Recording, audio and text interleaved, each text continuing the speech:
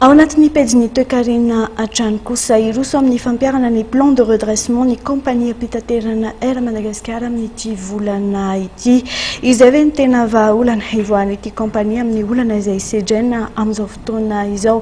Naneho ny heviny indrindra mahakasika an'izay ny mpanamory fiaramanidina ao amin'ny Air Madagascar.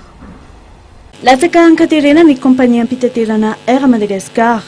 Ny fanjakana no tompona andraikitra mahefa afaka mamaha ny olana goavana izay sedrainy compagnie pitaterana Air Madagascar izay. Araka ny fanazavana izay entin'ny mpanamory Toto Alphonse. Manainga amin'ny fanjakana hoe aza simbana raha ohatra ka zao atao hoe karakara ny orinasa Air Madagascar.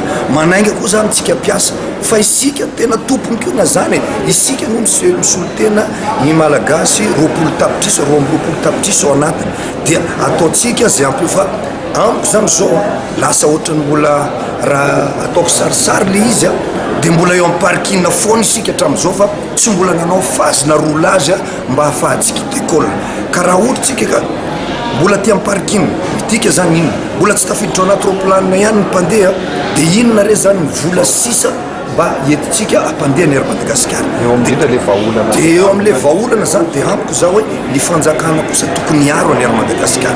Tsy mino aloha zahako hoe misy miteny fa hoe privatisena mitsaratsara indray aloha ohatra ny ataon'ny orinasa sasa mba manao ouverture de capital koa amina ataotsika eto zao mivoaka avy eo amin'ny viteny andriamatoa président Fivopama Eric Rajonary tamin'ity zava-ty mpandraraha malagasy mba tokony avela hiditra ao misimisy raha ohatra zao atao ny opérateur rehetrarehetra ho anay mpiasa aloha dia efa nivota aminay izy io efa ataoko hoe tany amin'ny 2005 tany dia actionnaire dolo zay mpiasa fa ny anay zany dia actionnaire minoritaire kely mety 1, quelque chose mais c'est déjà ça satria volanay ny tenako manokana zany dia nametraka vola misimisy amin'ny maha-olotsotra amin'ny mampanamory ao anatin'ny orinasa Air Madagascar ka mbola mamerina foana aho zao hoe antsika io tokony hotazomitsika eo antsika fa raha ohatra ka lasa miafa ny majorité ao dia tena ngamba ataoko hoe tsy misy Air Madagascar ny Air Madagascar. Iroso amin'ny plan de redressement ny compagnie pitaterana Air Madagascar manomboka amin'ity volana febroary ity.